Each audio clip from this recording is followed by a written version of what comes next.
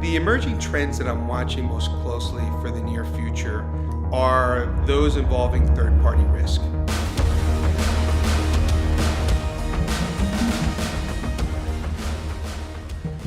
We depend on our vendors to be secure themselves, and they, in turn, to their vendors being secure. So I would say that the trend that I'm watching the most is the notion that oftentimes we assume that everyone takes the same level of care and investment, but that's not true. It's the challenge and opportunity of AI and machine learning.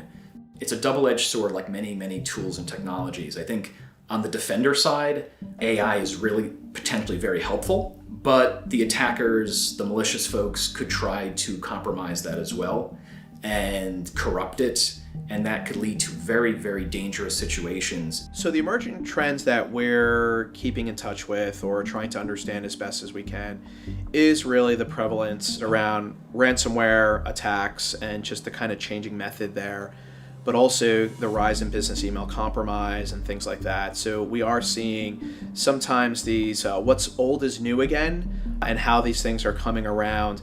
Because of the advent of the artificial intelligence and machine learning, it is easier for us to now create those algorithms and the training models that can continually adapt with the user's behavior. How do we make sure that our customers who are not necessarily very cyber aware, or it is not their full-time job to make sure that everything is secured on their end, they need to be aware as well, because that is our weakest point, that is our weakest link, right? With social engineering, everything else coming in, we need to make sure that we are on top of it, and even the mistakes by our customers do not result in us harming them in any manner.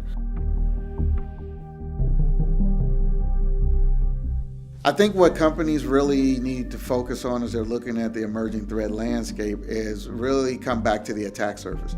Our attack surface has expanded tremendously. And I think what we sometimes will overlook is what are those new vulnerabilities that we have to track, those 0 days, those unknown 0 days that we've been living with for years.